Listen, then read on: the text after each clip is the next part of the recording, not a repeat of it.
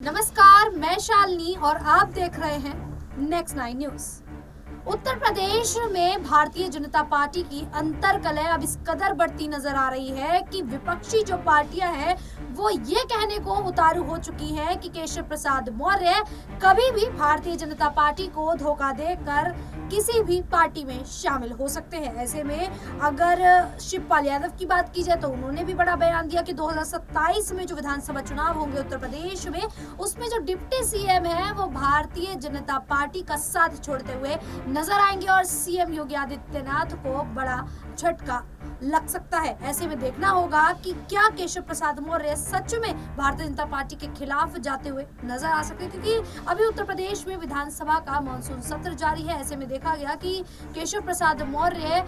इस तरीके से बयान दे रहे हैं जो ये नहीं कह सकते कि वो अपनी पार्टी के खिलाफ या भारतीय जनता पार्टी के खिलाफ वो बोल रहे हैं, वो विपक्ष को ही घेरते हुए नजर आ रहे हैं। लेकिन जो अंतर्कलह है वो तो किसी से भी नहीं छुपी है। यहाँ पर भारतीय जनता पार्टी की अंतर्कलह विपक्षियों के लिए काफी ज्यादा फायदेमंद नजर आ रही है। आज इसी पूरे मुद्दे पर चर्चा करेंगे। मेरे साथ मेरे सहयोगी मनीष मौजूद है। मनीष, आपको क्या लगता है कि जिस प्रकार से उत्तर प्रदेश में आप केशव प्रसाद मौर्य के साथ साथ ब्रजेश पाठक भी सीएम योगी आदित्यनाथ की मुश्किलें जो हैं वो बढ़ाते हुए नजर आ रहे हैं और दोनों ही डिप्टी सीएम उनकी बैठकों में शामिल नहीं हो रहे हैं। इसका एक कारण ये भी बताया जा रहा था कि सीएम योगी ने उन्हें बाकी इससे पहले जो बैठकें की थी उसमें आमंत्रण नहीं दिया था। इस कारण से दोनों डिप्टी सीएम नाराज चल रहे थे और इसी नाराजगी के चलते वो बैठकों में शामिल नहीं हुए थे। इसके बाद देखा गया कि जो अंतर्कलह की स्थिति है वो इस तरीके से बनी हुई है कि साफ तौर पर ना तो सीएम योगी केशव प्रसाद के खिलाफ कोई बयान दे रहे हैं, ना ही केशव प्रसाद मौर्य सीएम योगी के खिलाफ कोई बयान दे रहे हैं। सिर्फ यहाँ पर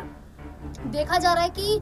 पार्टी के जो नेता हैं, जो विधायक हैं, वो केशव प्रसाद मौर्य से जाकर मुलाकात कर रहे हैं और केशव प्रसाद मौर्य बार बार उनकी फोटो जो है वो सोशल मीडिया पर पोस्ट करते नजर आ रहे हैं। इससे कहीं ना कहीं सीएम योगी आदित्यनाथ के सम्मान को ठेस पहुंच रही है। क्या केशव प्रसाद मौर्य सच में भारतीय जनता पार्टी का साथ छोड़ेंगे या ये एक केवल संदेश है जो कहीं ना कहीं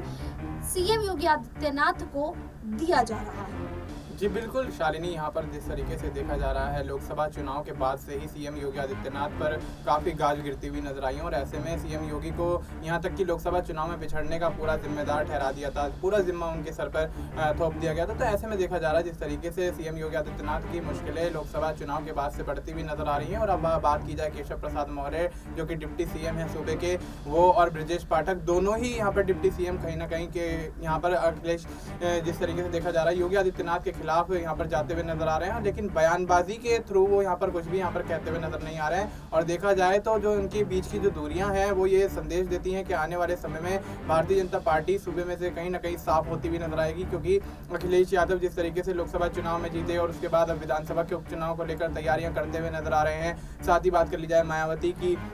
साथ ही अगर बात कर लें चंद्रशेखर आजाद की, तो तमाम यहाँ पर नेता जो हैं वो तमाम पार्टियां जो हैं वो उपचुनाव के लेकर काफ़ी ज़्यादा यहाँ पर अलर्ट नजर आ रही हैं। और ऐसे में सीएम योगी आदित्यनाथ और केशव प्रसाद मौर्य के बीच की अंतर्कलह भारतीय जनता पार्टी के लिए कहीं ना कहीं जोखिम भरी साबित हो सकती है, क्योंकि उपचुनाव जो कि सर पर है उसके बावजूद यहाँ पर इस तरीके की स्थिति पार्टी के अंदर देखी जा रही है और दोनों का आपस में यहाँ पर मेल मिलाप ना होना या कहीं एक दूसरे से दूरी बनाना कहीं ना कहीं आने वाले समय में भारतीय जनता पार्टी को पूरी तरह से घेर सकता है। और ऐसे में भारतीय जनता पार्टी सूबे में सरकार होने के बावजूद इन 10 की 10 लोकसभा विधानसभा की उपचुनाव वाली सीटों से कहीं ना कहीं हाथ धोती हुई नजर आ सकती हैं। और ऐसे में आने वाले जो 2027 के विधानसभा चुनाव हैं उसमें हो सकता है कि उससे पहले ही यहाँ पर सीएम योगी आदित्यनाथ को इस्तीफे की पेशकश अपनी करनी पड़े, क्योंकि जिस तरीके से उन पर दबाव यहाँ पर बनता हुआ देखा जा रहा है, यहाँ पर सीएम योगी आदित्यनाथ कहीं ना कहीं मुश्किलों से पूरी तरह से घिरते हुए नजर आ रहे हैं। उसके बाद अब ये देखा जा रहा है कि आने वाले समय में सीएम योगी आदित्यनाथ किसी भी वक्त इस्तीफा दे सकते हैं। लेकिन अगर देखा जाए तो सीएम योगी आदित्यनाथ के इस्तीफा देने के बाद भारतीय जनता पार्टी के पास कोई ऐसा चेहरा नहीं है जो योगी की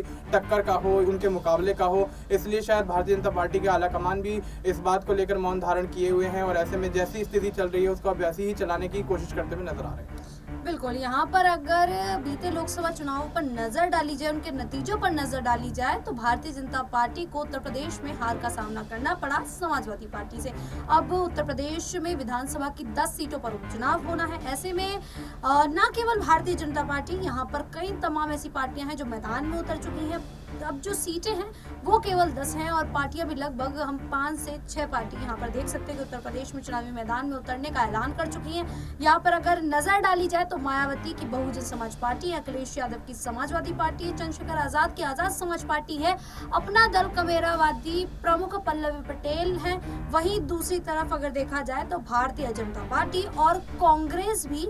इसमें अपने जो हाथ हैं वो डुबोने की कोशिश करती हुई नजर आ रही है। अब देखना यही होगा कि आखिरकार इन 10 सीटों पर कौन कितनी सीटें जीत कर हासिल करेगा। लेकिन भारतीय जनता पार्टी में जिस तरीके से अंतर्कलह की स्थिति बनी हुई है, ऐसे में यही कयास लगाए जा रहे हैं कि भारतीय जनता पार्टी को रणनीति तैयार करनी होगी। भारतीय जनता पार्टी की जो अंतर्कलह है वो हार का एक बड़ा कह सकते हैं वो कारण बन सकती है। ऐसे में अंतर्कलह को सुलझाना होगा। डिप्टी सीएम से सीएम योगी आदित्यनाथ को मुलाकात करनी चाहिए, बातचीत करनी चाहिए। ब्रजेश पाठक से, केशव प्रसाद मौर्य से, दोनों से ही बातचीत करके जो आपसी अंतर्कलह है उसको सुलझा कर यहाँ पर एकजुट होकर मैदान में उतरना होगा। तभी भारतीय जनता पार्टी जो है वो जीत दर्ज करती हुई नजर आ सकती है। अब जिस प्रकार से विपक्षी पार्टियां फायदा उठा रही है, यहाँ पर अखिलेश यादव की बात की जाए तो वो ऑफर दे देते हैं कि 100 लेकर आओ और अपनी सरकार बनाओ। तो जब अखिलेश यादव से इस पर सवाल किया गया तो वो कहते हैं कि अगर अंतर्कलह भारतीय जनता पार्टी में है तो विपक्षी पार्टियां उसका पूरा फायदा उठाएंगी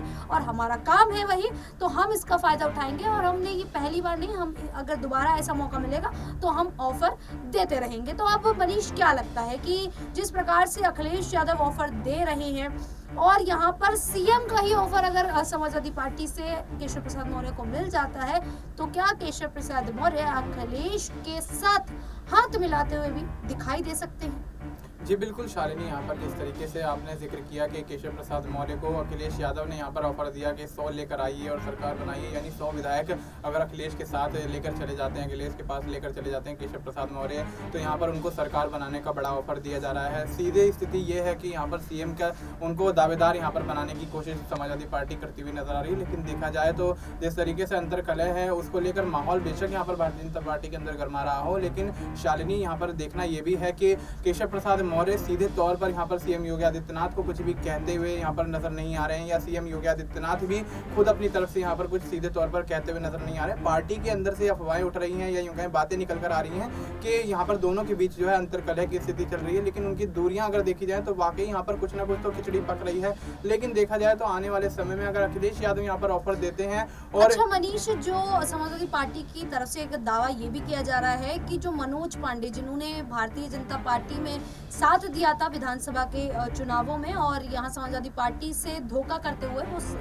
यहाँ पर क्रॉस वोटिंग कर देते हैं, तो क्या उनकी तरफ से दावा दिया जा रहा है कि डिप्टी सीएम जो है वो मनोज पांडे को बनाया जा सकता है? तो क्या सच में ऐसा हो सकता है? क्योंकि उन्होंने एक एग्जाम्पल भी दिया था, उदाहरण दिया था कि केशव प्रसाद मौर्य जो समाजवादी पार्टी से धोखा देते हुए यहाँ पर भारतीय जनता पार्टी में आए थे, उन्हें डिप्टी सीएम बना दिया। तो अब बारी है मनोज पांडे की। जी बिल्कुल शालिनी, यहाँ पर देखा जाए तो रायबरेली की सीसा मऊ वो सीट थी, विधानसभा थी, जिसमें यहाँ पर मनोज पांडे को यहाँ पर जनता ने चुना था और ऐसे में विधायक बनते हुए नजर आए थे। लेकिन देखा जाए तो अब मनोज पांडे जिस तरीके से यहाँ पर उनको लेकर अटकलें यहाँ पर लगाई जा रही हैं कि उनके यहाँ पर उप मुख्यमंत्री पद के दावेदार होने के यहाँ पर कहीं ना कहीं सवाल निकल कर आ रहे हैं। और ऐसे में देखा जा रहा है कि जो भी स्थिति उत्तर प्रदेश के अंदर इस वक्त चल रही है उसके परिणाम स्वरूप आप कुछ भी कह नहीं सकते कि आने वाले समय में क्या कुछ यहाँ पर निकल कर सामने आने वाला है, क्या कुछ बड़े खुलासे होने वाले हैं। क्योंकि देखा जा रहा है कि काफ़ी लंबे अरसे से उत्तर प्रदेश में सरकार चलकर आ रही है, सीएम योगी आदित्यनाथ की 2 बार मुख्यमंत्री बने। तो ऐसे में देखा जा रहा है जिस तरीके से यहाँ पर सूबे में मुख्यमंत्री के तौर पर यहाँ पर जिम्मेदारी यहाँ पर योगी आदित्यनाथ को दी गई और अच्छी तरह बखूबी निभाई भी उन्होंने। लेकिन अगर लोकसभा चुनाव को देख लिया जाए तो लोकसभा चुनाव में जो यहाँ पर भारतीय जनता पार्टी की हार हुई, उसके बाद यहाँ पर भारतीय जनता पार्टी ने कहीं ना कहीं किनारा उनसे करना शुरू कर दिया। लेकिन वहीं अगर बात की जाए डिप्टी सीएम बनाने की, तो यहाँ पर बेशक यहाँ पर कुछ भी हो सकता है। जिस तरीके से राजनीतिक समीकरण बनते हुए नजर आ रहे हैं, तो आने वाले समय में आप और हम अंदाजा लगाकर नहीं कह सकते कि क्या कुछ यहाँ पर पार्टी के अंदर की जो बातें हैं वो चल रही हैं। लेकिन ऐसे में जो भी यहाँ पर अगर कोई खुलासा होता है तो दोनों ही पार्टी के लिए बड़ा एक झटका हो सकता है। बिल्कुल, दोनों ही पार्टी के लिए एक बहुत बड़ा झटका ये कह सकते हैं। लेकिन जिस प्रकार से भारतीय जनता पार्टी की अंतर्कलह अगर ऐसे ही बढ़ती चली गई तो यहाँ पर न केवल उपचुनाव है बल्कि आने वाले विधानसभा चुनावों में भी भारतीय जनता पार्टी का उत्तर प्रदेश से जो पत्ता है वो पूरी तरीके से साफ होता नजर आएगा और समाजवादी पार्टी इसका पूरा फायदा उठाती हुई नजर आ सकती है। अब तो देखना होगा कि आने वाले समय में और क्या कुछ होता है। फिलहाल के लिए इतना ही। इसी प्रकार की देश दुनिया से जुड़ी खबरों के लिए देखते रहिए नेक्स्ट 9 न्यूज।